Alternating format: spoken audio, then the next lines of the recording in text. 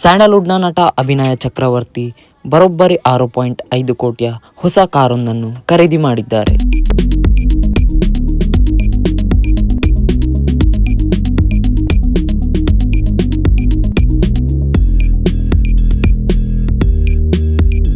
ಇದೊಂದು ತುಂಬಾನೇ ಲಕ್ಸುರಿ ಹಾಗೂ ಕ್ಲಾಸಿಕ್ ಕಾರ್ ಆಗಿದ್ದು, ನಟ ಕಿಚ್ಚ ಸುದೀಪ್ ಅವರಿಗಾಗಿಯೇ ಈ ಒಂದು ಕಾರನ್ನು ಕಸ್ಟಮೈಸ್ ಮಾಡಲಾಗಿದೆ ಎಂದು ಹೇಳಲಾಗುತ್ತಿದೆ.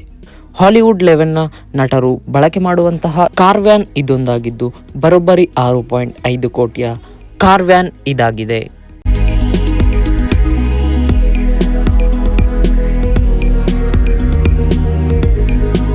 ಈ ಒಂದು ಕಾರ್ ವ್ಯಾನ್ನಲ್ಲಿ ಮಿನಿ ಆಫೀಸ್ ಹಾಗೆಯೇ ಲಕ್ಸುರಿ ಬೆಡ್ರೂಮ್ ಮತ್ತೆ ಲಿವಿಂಗ್ ಏರಿಯಾ ಸೇರಿದಂತೆ ಆಧುನಿಕ ಸೌಲಭ್ಯಗಳು ಹೊಂದಿದೆ.